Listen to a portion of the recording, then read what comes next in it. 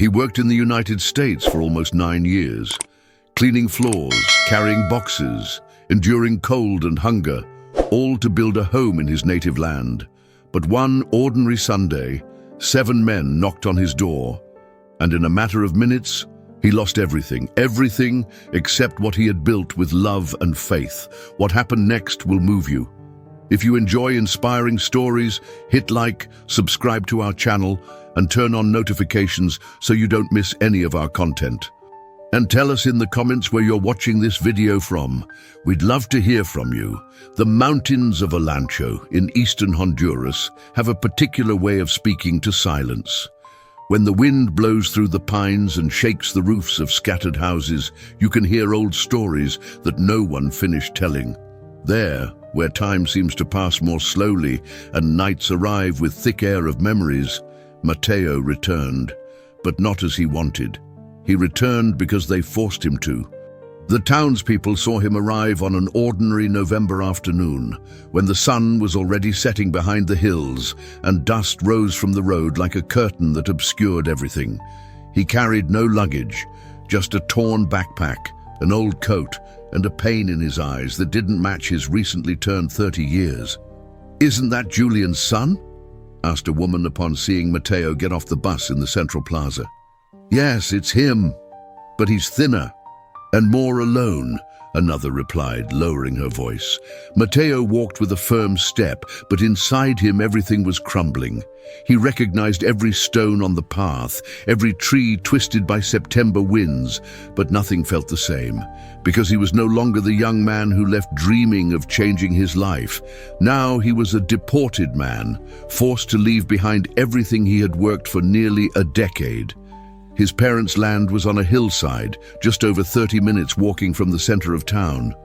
He climbed slowly, feeling the cold air fill his lungs, more from emotional exhaustion than physical. When he finally arrived, he stood in front of what would someday be his house, a concrete structure without windows, with unpainted walls and a half-finished roof. But it was there, standing, and that, amid everything lost, was worth more than any words. He sat on the edge of the construction, his gaze fixed on the horizon.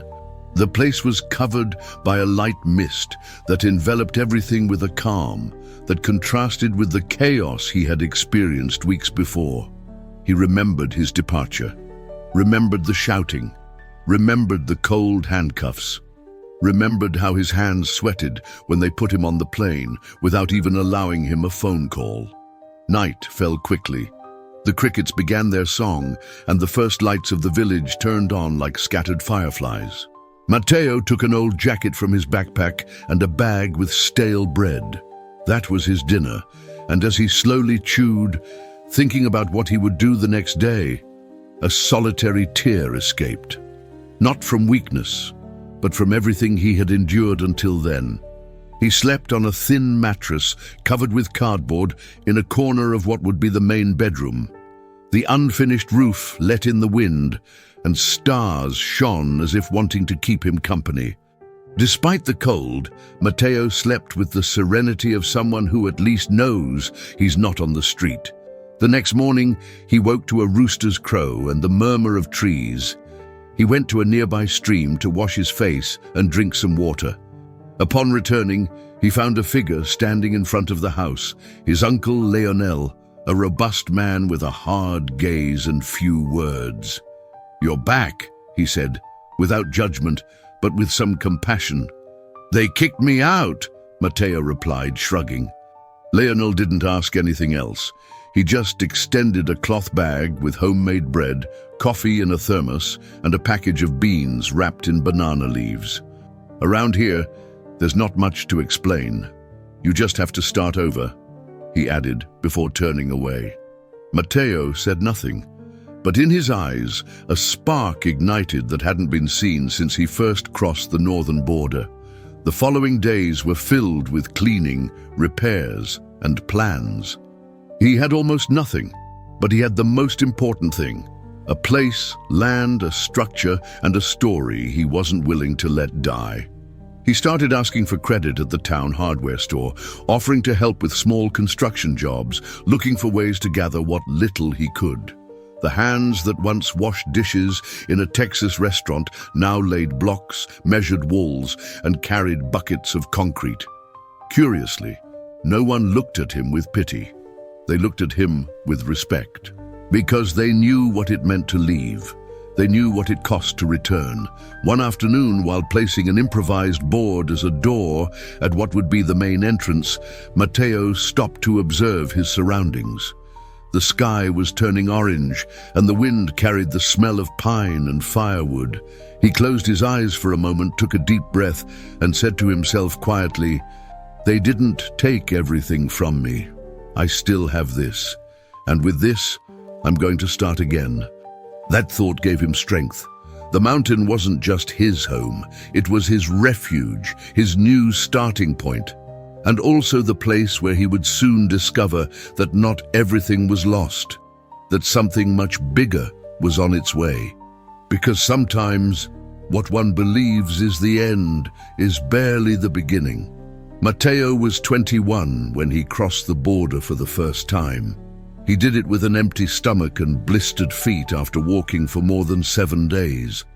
He had left a Lancho with a borrowed backpack, 2 shirts, a pair of cheap shoes, and a $100 bill hidden inside his sock. He knew that if they discovered him, they would send him back immediately. But he also knew that if he stayed, he had no future. He had gone hungry. He had seen his younger brother die due to lack of medicine. He had worked since he was 12 in whatever job was available, without insurance, without rest, without hope, and just like him, thousands of others. But Mateo decided to try, because he didn't want to merely survive, he wanted to live. When he arrived in the United States, his first destination was Houston. He had the number of a distant cousin who barely received him with a corner on the floor and the promise of finding him something to get started. In less than 3 days, he was already washing dishes in a Mexican restaurant, 12 hours a day for less than minimum wage, without breaks or conversation. During that time, Mateo slept on a mattress behind a curtain, sharing a room with 2 other countrymen who, like him, worked until they collapsed from exhaustion. The first weeks, he cried silently, for his family, for home-cooked food, for Sundays with his mother. But then, something inside him hardened. He didn't become insensitive, but more resilient. He befriended silence, routine, sacrifice. He saved every penny with almost military discipline. He refused to buy new clothes, avoided going out, and never spent on luxuries. He sent money home every month, and secretly began sending small amounts to his father's trusted builder to start raising a small house on the land his grandfather had left them. Over the years, Mateo did everything. He cleaned offices in the early morning, unloaded trucks on weekends, worked in moving companies, in construction. He even cleaned bathrooms at a university. There were weeks when he slept barely 4 hours a night. It didn't matter. He had a purpose, and that purpose was his house in Honduras. In 2018, after saving enough, he managed to raise the first walls. Then he put on the roof. Then the interior divisions. He sent instructions via WhatsApp, stayed up late watching videos to learn about finishes, materials, techniques. Although he was far away, he felt that each brick that was placed was like putting a piece of his heart. By 2022, the structure had taken shape. Details were missing, yes, but it was already something real. A house in the middle of the mountain, overlooking the valley, with space for a family.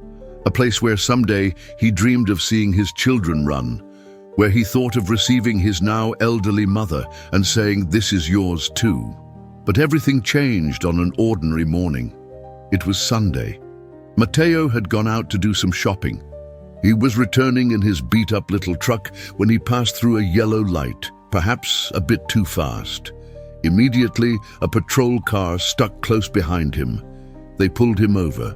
First, they asked for his license. Then, they told him to get out of the vehicle. He knew something wasn't right. He had never had problems with the law, never gotten into trouble.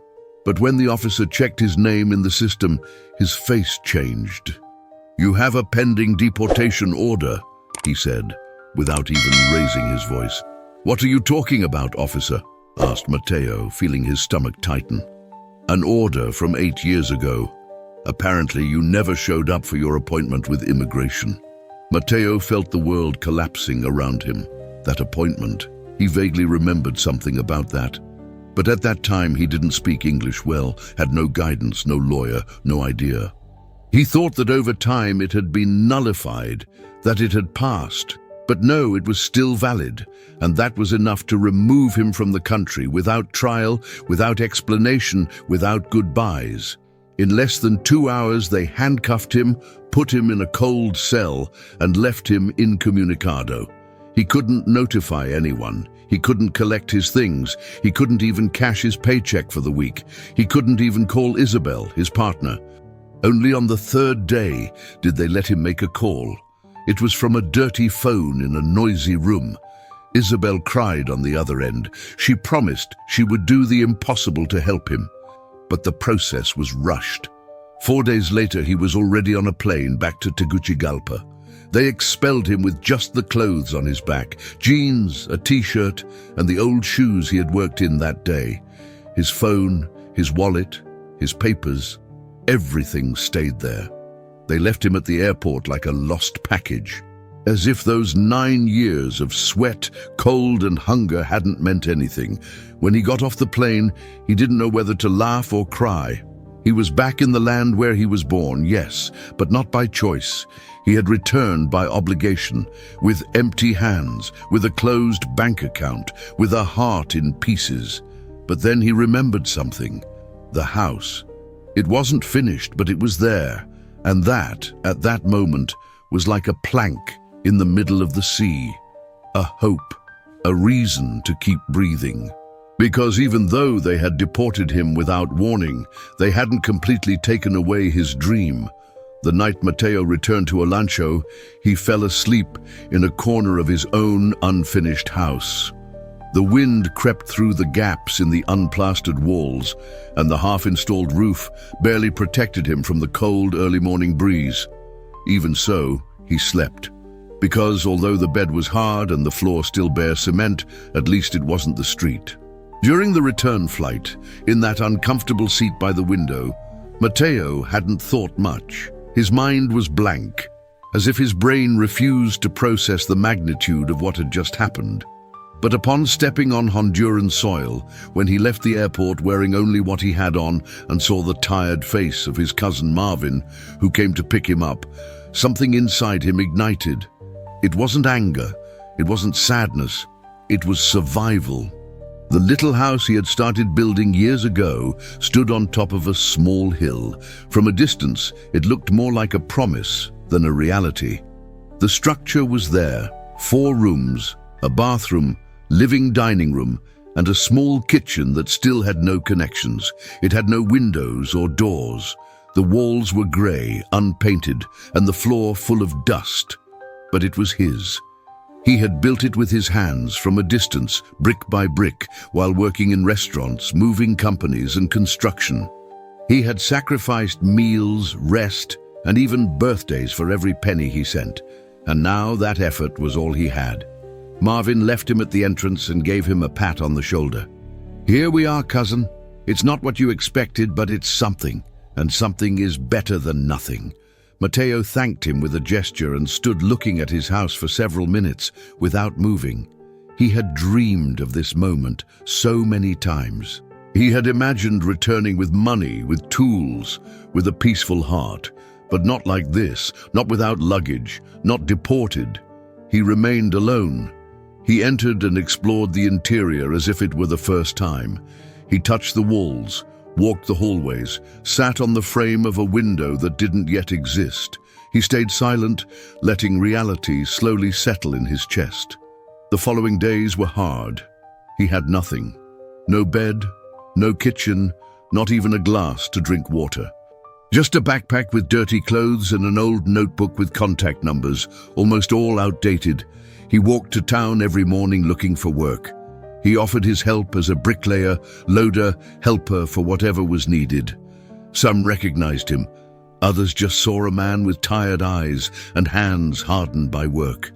One afternoon, while trying to place a tarp over the roof to prevent rain from entering, Don Roberto, a neighbor who lived 2 houses down, approached him. He brought hot coffee in an enamel mug and some homemade bread. "They say you were deported," he said bluntly as he handed him the coffee. Mateo nodded. "Yes. They caught me without papers. They didn't even let me collect my things." Don Roberto looked at him in silence for a few seconds and then added, "Don't be ashamed, young man. Many have returned like this here, but you have an advantage. You have somewhere to sleep. Others don't even have that." Mateo thanked him with a weak smile.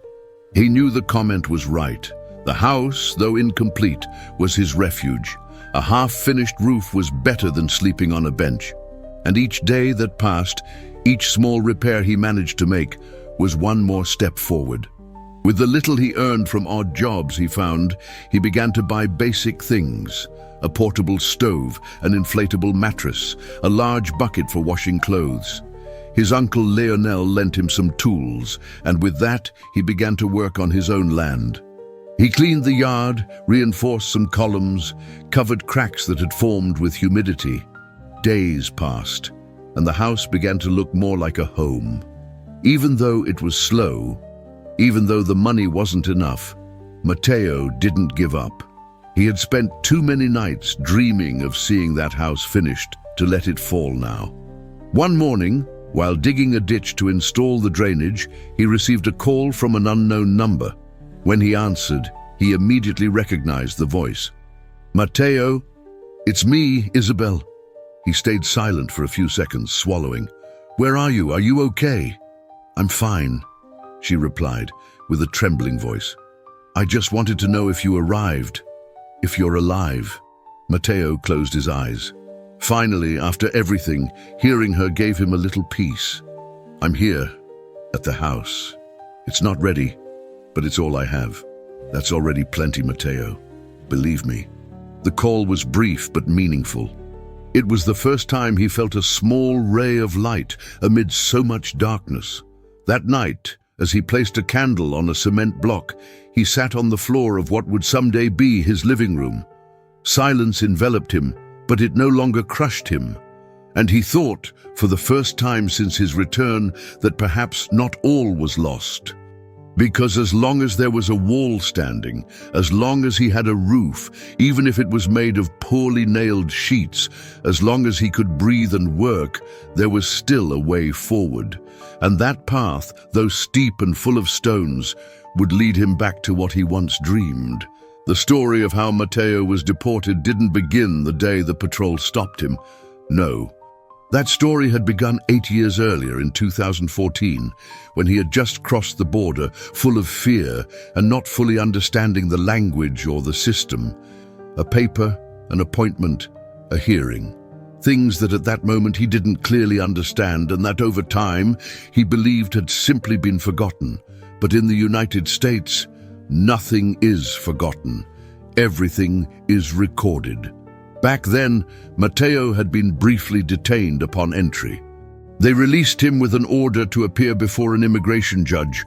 He signed some documents without fully understanding their content. They told him they would call him, that he should wait. But a letter never arrived. He never received a call. And like many, he thought that as long as he stayed out of trouble, worked hard and maintained a low profile, everything would be fine. Years later, when he already had a routine, a home, a stable job, even a solid relationship with Isabel, that past returned without warning. And it came forcefully. It took just one error, a minor traffic violation, going a little faster than allowed on a secondary avenue in Houston, for everything to come crashing down. The officer who stopped him didn't seem particularly upset. But when checking his name in the database, a red alert appeared. Pending deportation order. "You have to come with me," said the policeman, in a dry, almost automatic tone. Mateo, surprised, tried to explain, but the words got stuck in his throat. "That was years ago. I thought it no longer counted." The officer didn't even look him in the eyes. He put the handcuffs on him with such indifference that it hurt more than the humiliation itself. "It's not my job to decide that," he replied. "I just follow orders." In less than an hour, he was already locked up in a detention center.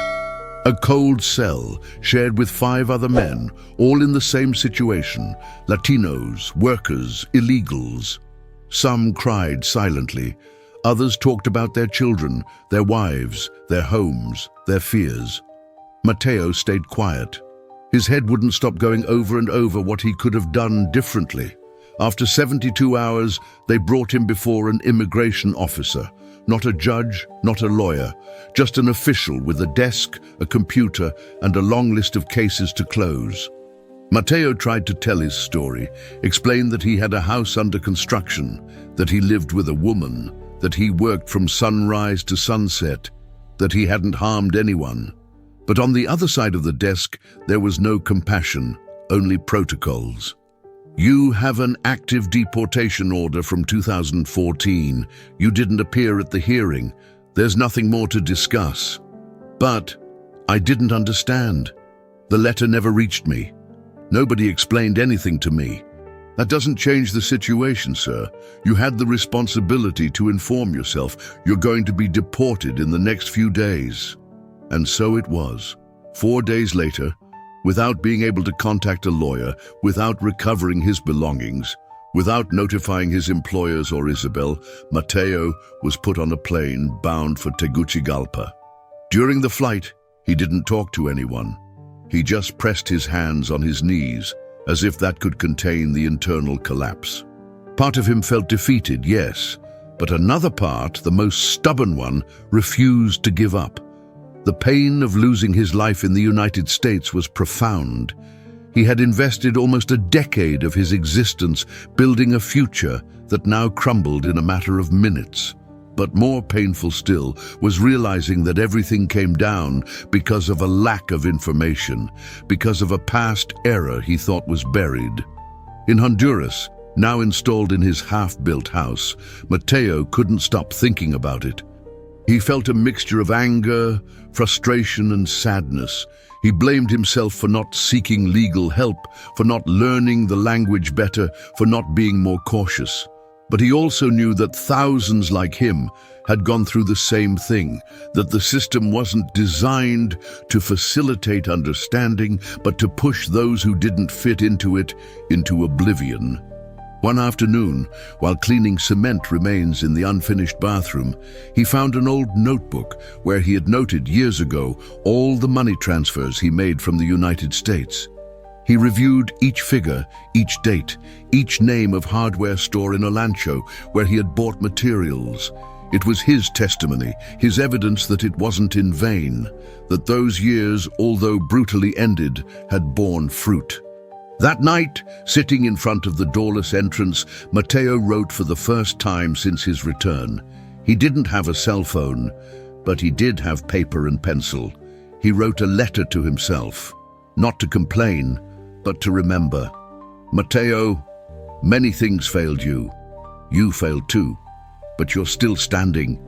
You have a roof, you have your hands, you have memory. Learn and continue. He folded the paper carefully and put it in a crack in the wall. As if by hiding it there, he could also store his pain, not to forget it, but so that it wouldn't stop him. Because although the system had expelled him, although a past era had marked him, his story hadn't ended. While Mateo was learning to breathe again among the gray walls of his incomplete house in Olancho, across the border in Los Angeles, Isabel was torn between fear and determination. She slept little, ate poorly, and worked even more than before. But she didn't give up. She never allowed herself to, because she knew that giving up now meant betraying everything they had fought for. Isabel was 27, Salvadoran, and had been in the United States for almost a decade, just like Mateo. They met cleaning officers in downtown Houston. At first, they didn't go beyond cordial greetings, but a few nights of shared work, some conversations at lunchtime, were enough for something between them to begin to grow. It wasn't a novel-like relationship, one of those that ignite with fireworks. It was something more real, more silent, more constant. Two broken souls who found comfort in each other. They lived together for almost 4 years. They shared a roof, dreams, and above all, that plan that seemed so distant, but to which they clung with hope. Finish the house in Honduras, return together, and form a family there, away from fear, from fake papers, from migration patrols. Isabel, although Salvadoran, had no one in the United States. She had left her family behind since she was 18, and in Mateo, she found a reason to stay, or to return. The morning she learned of Mateo's detention, she felt the world collapsing around her. She called every possible line, she sought lawyers, she went to the detention center, she begged, she cried, she knocked on doors. But it was all useless. He was already in an accelerated deportation process. There was no way to stop it. The last call she received from him, from that dirty phone in the noisy room, was like a dagger, brief, tense, full of words that didn't want to be said.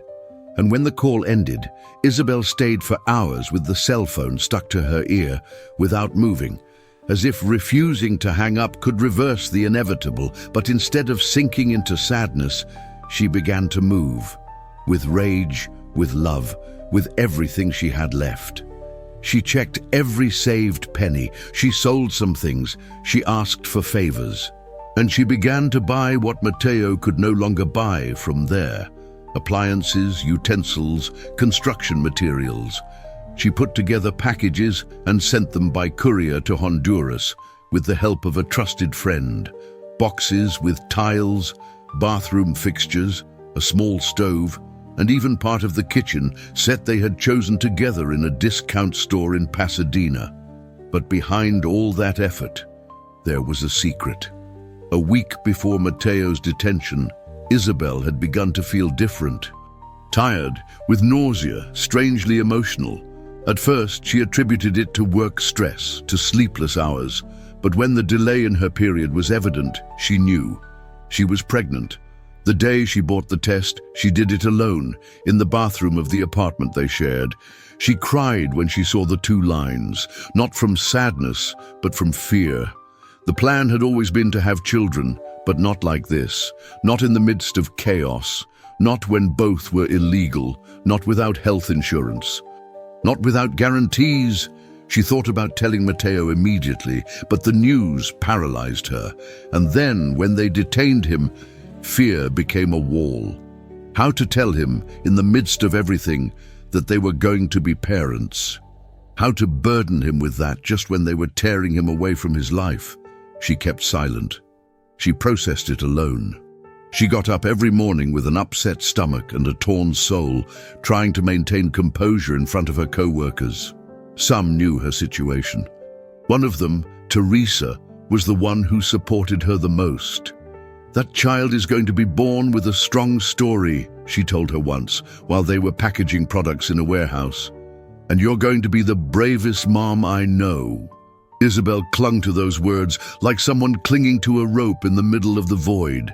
She finally decided that she couldn't continue in the United States. Not like this. Not without Mateo. Not raising a child in a country that could deport her at any moment. She was afraid, of course, very much, but stronger was the love for that man who had supported her in the hardest moments. And now, for the child she carried inside. 3 weeks after the deportation, she made a decision. She sold the rest of her things. She handed over the apartment. She made one last call to confirm the address of the house in Honduras. And without notifying anyone else, she boarded a flight to Tegucigalpa. She had no promises. She had no guarantees. Just a couple of suitcases and a belly that wasn't yet noticeable, but already contained the reason for her life. When she arrived in Olancho, she took a moto taxi, then a pickup truck, and finally walked the last stretch up the hill. It was almost 6 in the evening when she stood in front of the unfinished concrete house. Mateo was outside, sitting on a bag of cement with stained clothes and a lost gaze. He saw her. He blinked several times as if he couldn't believe it. "Isabel." She said nothing. She just approached, hugged him tightly and began to cry. He held her in silence, not understanding anything, not asking anything. Minutes later, with a broken voice, she whispered, "I'm pregnant, Mateo." I found out before they took you, but I couldn't tell you. I was afraid. I'm sorry. He didn't say anything immediately. He just looked at her with eyes full of tears. Then he hugged her tighter, as if with that gesture he could repair the lost time. That night there were no beds or lights or comforts, but there was something that until then he hadn't had since his return: hope. And that hope was on the way, beating inside the woman who didn't give up.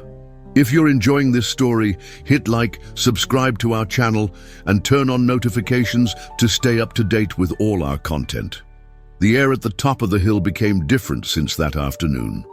It no longer smelled only of cement, wet earth, and firewood. Now, the breeze brought with it something new, a sensation that neither Matteo nor Isabel could fully describe. It was as if the wind knew that there, in that unfinished space between unpainted walls, something powerful was being born, a new life. The days after the reunion were chaotic, but full of meaning. Matteo, who had learned to contain his emotions for years, couldn't stop looking at Isabel with a mixture of amazement, admiration, and love. The mere idea that they were going to be parents shook him to the core. He felt fear, yes. How to raise a child without stable work, without papers, with nothing secure. But that fear was small beside the certainty that grew within him. He wasn't alone. Isabel, for her part, moved with an energy that didn't seem to correspond to her tired body. Every morning she got up early, sweeping the dust from the floor with an improvised broom, trying to turn that shell of a house into a home. She hung curtains with scraps of fabric, hung plastic bags as shelves, arranged her few belongings as if they were a treasure. And although the exhaustion of pregnancy began to show, morning sickness, sudden sleepiness, dizziness, she insisted on helping with what she could. Matteo wanted to protect her from everything. But Isabel wasn't a woman to stay still. "I didn't come all this way to just sit and watch you work," she told him one afternoon, when he tried to convince her to rest more. "You're carrying your own burden too, Matteo," she replied. "If we're going to raise this, we'll do it together." And so it was. Between them, they began to organize the small refuge. They got a second-hand cot, borrowed from a neighbor. A woman from town gave them some sheets. Another gave them a large pot. Isabel prepared rice and beans as if it were a banquet.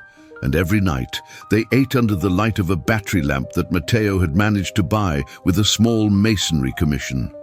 Then, one afternoon, while Matteo was returning from town with a bag of bread and some tomatoes, he received a call.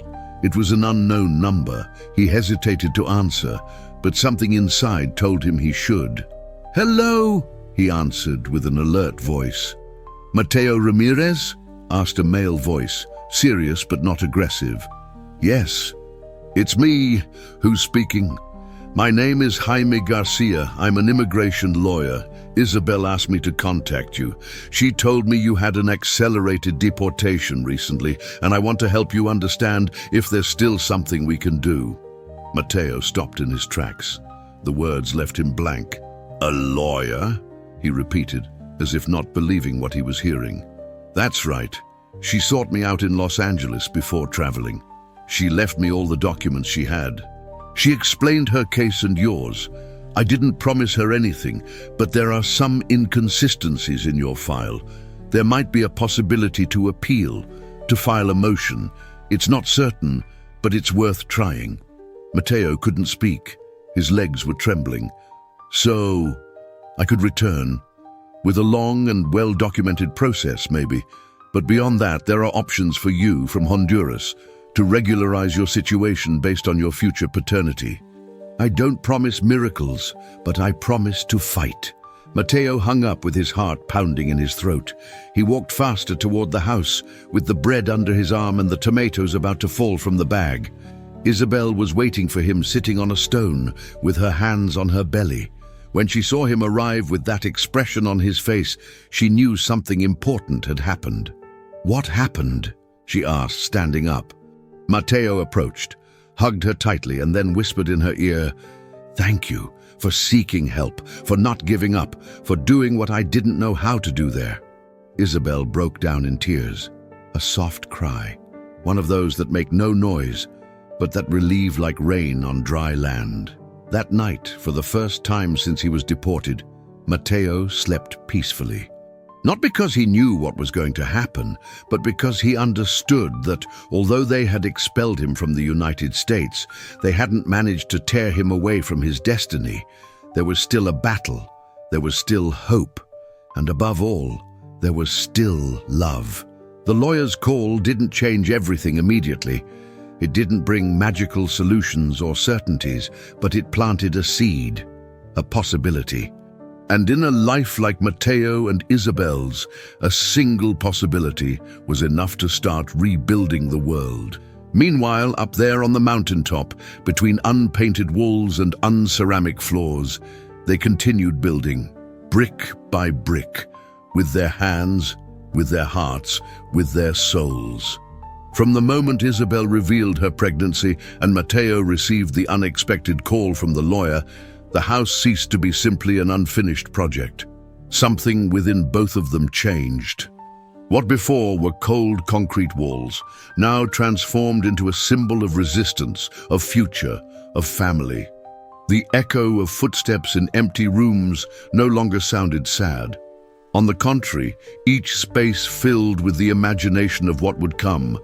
The baby's room, the kitchen where they would cook together, the living room where someday they would sit to tell stories to their child. The motivation was different. Matteo woke up before the sun. He went out looking for work in nearby towns, carrying borrowed tools and offering his labor for whatever was available. Some days he earned barely enough for the return fare. Others he managed to bring a few extra coins, and with that, they bought blocks, cement or whatever was needed. The goal wasn't a luxury house. It was to finish it enough to be called home when the child was born. Isabel, for her part, did the impossible to stay active. Although pregnancy symptoms became more intense, dizziness, back pain, fatigue, she didn't give up. She washed clothes by hand, swept the dust that came in through the holes, cooked with the little they had. A neighbor, Doña Magali, had given her an old rocking chair. Isabel placed it right next to the glassless window of the room where they planned to sleep. There she sat every afternoon, with her legs covered by a blanket, caressing her belly and speaking softly to the baby, as if it were already in her arms. "We're waiting for you here, my love," she would say in a soft voice. "Your father is out there working as always, and I'm in here dreaming of you." Matteo heard those words from the yard while preparing the mix. He said nothing, but every time he heard Isabel talking to the unborn child, his eyes filled, not with sadness, but with gratitude. Because amid everything lost, she was still there, not just as a partner, now as the mother of his child. One afternoon, they finally managed to install the first window. It was small, but it meant a lot. Matteo placed it with utmost care, as if it were a sacred piece. When he finished, Isabel approached him, took his arm and smiled tenderly. "It's the window through which light will enter," she said, "and through which we'll see our child grow." Matteo didn't respond. He just hugged her tightly. At that moment, he understood that they needed nothing more than that. A space with light, a simple bed, and the certainty that they had each other. Despite the shortages, Isabel refused to let herself be overcome by discouragement. With fabric remnants given to her by a woman from the market, she sewed small curtains by hand. Matteo found a piece of old wood and made her an improvised crib. Everything was rustic, but made with love. They even began to save empty plastic bottles, which Isabel washed and used to store water, oil, or rice. Each small advance filled them with pride. Sundays were the only days when Matteo allowed himself to rest a little more. They got up without hurry, warmed coffee in a small aluminum pot, and had breakfast watching the mist rise from the valley. Those simple moments became ritual, an escape from uncertainty, a breath amid chaos. But the real change came on a stormy night. It was raining hard, and the sheet metal roof vibrated with each drop. There were leaks everywhere, and water ran along the edges of the floor. Isabel was in her 6th month of pregnancy, and Matteo, with a flashlight in hand, tried to move buckets and towels to prevent everything from getting soaked. "This is a disaster," he muttered, frustrated. Isabel, sitting in her rocking chair, looked at him calmly. "No, Matteo, this is a miracle. Don't you see it?" He frowned, confused. "A miracle? How can you say that with this storm overhead?" She smiled and pointed to her belly. "Because a few months ago I didn't know if you would be here. I thought I had lost you forever. And now look at us, together, in our house, expecting a life. This, though it may seem little, is everything. And everything else, we'll build it." Matteo remained silent. He walked over to her, knelt down, and rested his head on Isabel's belly. He heard the soft heartbeat, almost imperceptible, but it was there, constant, like a promise. That night, as the storm hit rooftops all over Olancho, inside that incomplete house there was no fear, only a certainty. There was no turning back. They were together, and what was coming, no matter how difficult it might be, they would face it as they had always done, brick by brick, day by day. Because that house was no longer just a project, it was the symbol of everything they had survived, a testimony of love, resistance, and faith. And above all, it was the greatest promise of all, that of a home waiting with open arms for a new life. Building a house without money is like putting together a puzzle missing pieces, tools, and even instructions. Each advance costs double the effort. Each decision implies a sacrifice. For Matteo and Isabel, continuing to raise their home at the top of that hill wasn't just a matter of physical strength, but of emotional endurance. The pregnancy progressed quickly. Isabel had already entered her 7th month, and her body began to ask for a truce. She had to move more carefully, became easily winded, and nights became increasingly uncomfortable. Even so, she insisted on staying active. She refused to sit watching time pass. Matteo split himself in two to ensure she lacked nothing. He worked wherever he could. Sometimes he spent entire days away from home, helping to build walls on farms or carrying cement bags in the nearest town. He didn't say no to any job. Every lempira counted. Each coin could mean a new block, a new sheet, one more pipe for the water installation. And still, the bills kept growing. Transporting materials to the top of the mountain was an absurd expense. A truck couldn't go up to the house. Everything had to be unloaded at a certain point and then carried up on foot, in a wheelbarrow, or on shoulders. The doors, for example, cost more than $5,000 between shipping from San Pedro Sula, transport, and installation. The windows, though smaller, also involved unexpected expenses. And the ceramic they had chosen together, one that looked like marble but was more economical, doubled in price due to the rise in materials in the region. Sometimes Matteo returned home empty-handed, and what hurt him most wasn't not having food that night.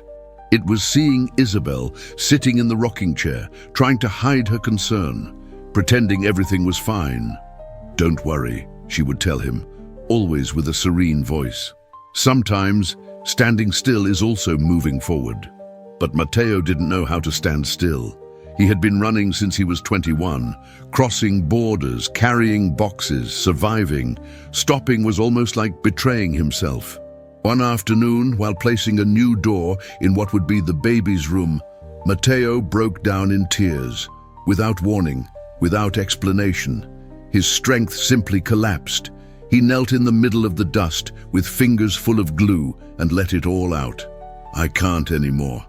I feel like I can't go on," he said with a broken voice. Isabel, who could barely move quickly, approached as best she could and hugged him from behind, resting her forehead on his back. "Yes, you can," she whispered. "Because you've always done it. Because it was never easy, but you're still here." He nodded. but didn't stop crying. Sometimes, even the strongest need to break down to continue. After that collapse, Matteo understood something. He couldn't do it all alone. He needed help, and asking for it wasn't weakness. It was wisdom. So the next day he went to town and sat with Don Roberto, the neighbor who had received him with coffee on his first day back. He told him the truth, unfiltered, how much he owed, how much he earned, how much he lacked. "And why didn't you speak up before, young man?" the man said, without reproach but with firmness. "No one here saves themselves alone. We save ourselves together." Don Roberto took him to the local church pastor, who offered to gather a group of volunteers to help with the labor. He also spoke with some acquaintances at the mayor's office to see if they could donate materials. In a few days, the community organized in a kind of collective effort. On weekends, neighbors came up to Matteo's house with tools, food, and even music. It wasn't a professional crew, but an army of goodwill. Isabel, upon seeing this movement, couldn't contain her tears. "All this for us?" An older woman, Doña Clarita, replied, "No, my child, all this is for your son. Because when a child is about to be born, the whole world has the responsibility to ensure him a dignified place in this life." It was then that they understood the house was no longer just theirs. It belonged to everyone, a symbol of collective effort. Proof that even amid institutional abandonment, solidarity could be stronger than indifference. With help from neighbors, they installed the living room floor, reinforced the roof, painted the walls with white lime, and assembled the doors that had cost them so much to obtain. Each nail, each brush stroke, each tile placed was a show of affection and support. One night, after finishing the fence around the house, Matteo stood watching the horizon while Isabel slept inside. The wind was gentle and the sky was clear. "I don't know if I'll ever be able to repay all this," he told Don Roberto, who accompanied him drinking hot coffee. "Don't repay it, Matteo. Just pass it on. When someone else needs it, do the same. That's how towns are built." Matteo nodded with a full heart. That day he understood the true price of rising again. It wasn't just money or sweat or hours under the sun. It was swallowed pride. It was accepting help. It was trusting. And above all, it was understanding that sometimes the house one builds isn't just made of concrete. It's the one you build in the hearts of others. The Olancho sun began to heat up stronger with the arrival of March. The days were long, dusty, but full of movement. Matteo's house, which a few months ago looked like an abandoned concrete skeleton, now had life. Windows with curtains, doors that creaked when opened, the smell of beans in the morning, and voices that filled the rooms, even though they still had no furniture. Neighbors continued to stop by, some to help, others just to look and greet. What initially was curiosity transformed into respect. In a town where many returned empty-handed, Matteo had returned with a house, a woman, and a new life on the way. It was no small thing. Isabel was already in her 8th month of pregnancy. She walked slowly, with her hand on her lower back and swollen feet.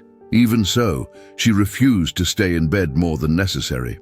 She sat on the newly placed porch, 2 long boards on blocks, and from there supervised Matteo, who continued adjusting details, finishing the sink installation, nailing shelves, sealing wall joints. One morning, while sweeping the entrance with a palm broom, a young neighbor who had just been deported approached with a look of bewilderment. "You're Matteo, right?" he asked, taking off his cap. "Yes, why? It's just that I just came back too, and honestly, I thought I had nothing left. But then they told me you also returned. And look at you." Matteo wiped the sweat from his forehead and looked at him calmly. "It wasn't easy, brother, but having something to return to changes everything." The young man nodded, pressing his lips together. "I didn't even have time to notify my mother. They released me at the airport and didn't even let me bring clothes." Matteo understood that pain. It was the same he had felt. the disorientation, the powerlessness, the sensation of having been torn from a life without the right to claim. "Look, the difference wasn't luck," Matteo told him firmly. "It was that while I was there, I didn't just think about myself. I thought about the day I would have to return, because you never know. And now I'm here, yes, but not defeated." The young man stayed a while longer in silence.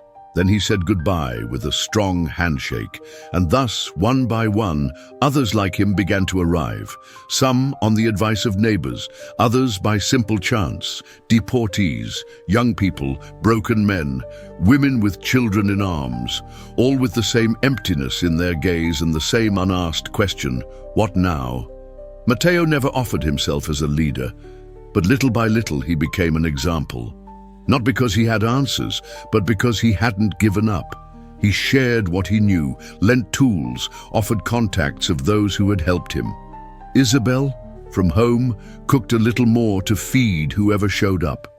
Sometimes it was 2, sometimes 6. They sat in a circle outside the house, talked about their stories, about what they left behind, about what they found upon returning. "Is returning failing?" one asked one afternoon, looking at the horizon.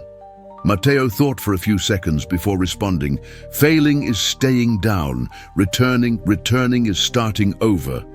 And those words were repeated from mouth to mouth, in the town, in the market, in the plaza.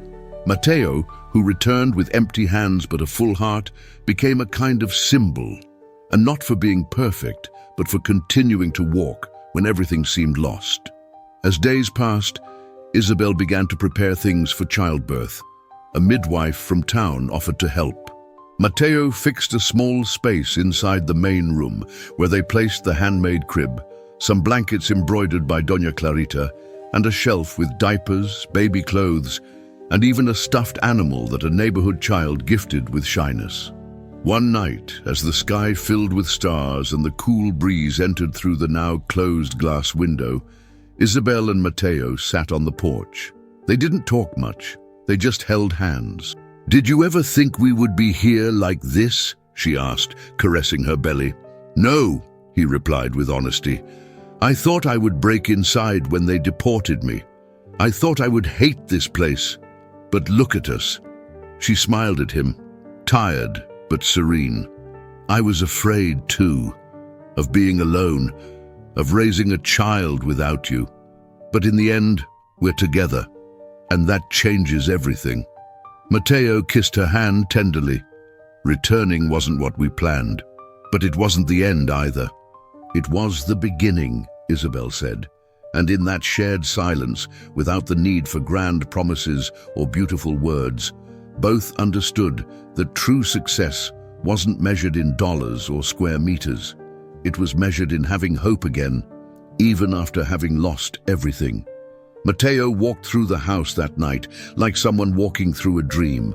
He touched the walls, the window frames, the yard fence. Not everything was finished. Things were missing, many. But the essentials were already there. A dignified roof, a brave woman, a child on the way, and a heart that didn't give up. Returning, he thought, wasn't a failure. It was the opportunity to build again, not just a house, but a life. The morning that everything changed began like any other, with the crow of roosters, the steam from coffee rising in spirals from a cracked cup, and the fresh air descending from the mountains of Olancha. But something in the atmosphere felt different. Isabel noticed it in her body, in the way her breathing became agitated without reason, in the subtle but persistent pressure in the lower part of her belly. She knew the moment was near. Matteo, as always, had left early to look for work in town. He walked downhill with a quick step, without imagining that would be the last time he would make that journey alone. Halfway, he received a call. "Matteo," it was Doña Clarita's voice, trembling. "Come, it's started. Isabel is having contractions and said she won't move from there until you return." He didn't ask anything. He began running as if his soul depended on each step. He climbed the hill without stopping once, with his heart beating so hard he felt it might burst from his chest. When he arrived, he found Isabel lying on the improvised bed, sweating, but with a firm gaze. The midwife was already there, along with 2 neighbors who had arrived with clean blankets and hot water. "You made it," she whispered, with a tired smile. "I was waiting for you." Mateo knelt beside her, took her hand, and didn't let go for a second. Outside, the wind shook the branches of the trees, and inside, time seemed to have stopped. Hours later, when the first cry broke the silence, all the effort, all the struggle, all the pain turned into light. It was a boy. They wrapped him in a hand-knitted blanket and placed him on Isabel's chest. Mateo looked at him as if he had never seen anything more perfect. Small, red, fragile, and yet powerful. Because that child was living proof that even when everything crumbles, something new can be born. That night, with the baby asleep in a padded cardboard box, the house filled with visitors. Neighbors, friends, even people Mateo barely knew but who had followed his story. All arrived with something: a bag of rice, diapers, a blanket, words. And it was then, among so many people and so much emotion, that Mateo decided. He raised his voice from the door. "Today, this house is officially inaugurated. It's not finished, I know, but it has what matters most: love, faith, and a new beginning." The applause was shy at first, then stronger. Isabel cried silently, embracing her son. A few days later, now with calm returned, Mateo and Isabel prepared to cross the main door together for the first time as a family. They had installed it just weeks before, a pine wood door with the frame still unpainted. But it was strong, new, and above all, chosen by them. Isabel carried the baby in her arms. Mateo took her hand. He opened the door carefully, as if by doing so, he was also opening the future. They crossed the threshold and stopped in the center of the living room. There was a feeling in the air that couldn't be explained with words. They had no furniture, no television, no luxuries. But the floor shone clean. The walls were covered with drawings that Isabel had stuck with tape, and in the corner there was a small altar with a candle lit and a photo of Mateo's parents, now deceased. "Welcome home," he said with a choked voice. It wasn't a symbolic phrase, it was real. For the first time since he was deported, Mateo felt that the world made sense again. Everything he had lost, what had been taken from him, what the plane took away that grey afternoon, now had a new name: beginning. Returning wasn't easy, accepting the fall even less so. But building from the ruins, that's what made them invincible. Mateo no longer dreamed of returning to the United States. He had stopped thinking about that from the moment he held his son for the first time. His life was no longer there. It was here, in his land, in that house, in that family. Outside, the sun fell over the valley with a soft light. Inside the house, Isabel rocked the baby with a lullaby that her mother sang to her when she was a child. Mateo watched her from the entrance, leaning against the doorframe. He smiled. For the first time in a long time, he smiled without it hurting. Because that house, born of sweat, distance, and hope, was no longer just a project. It was a home. And that home, built with tears, effort, and love, was now the foundation of a new story. One that was just beginning. And if you enjoyed this story, you'll surely love the next one that appears on your screen. Don't forget to subscribe to our channel, leave your like, and turn on notifications. See you next time.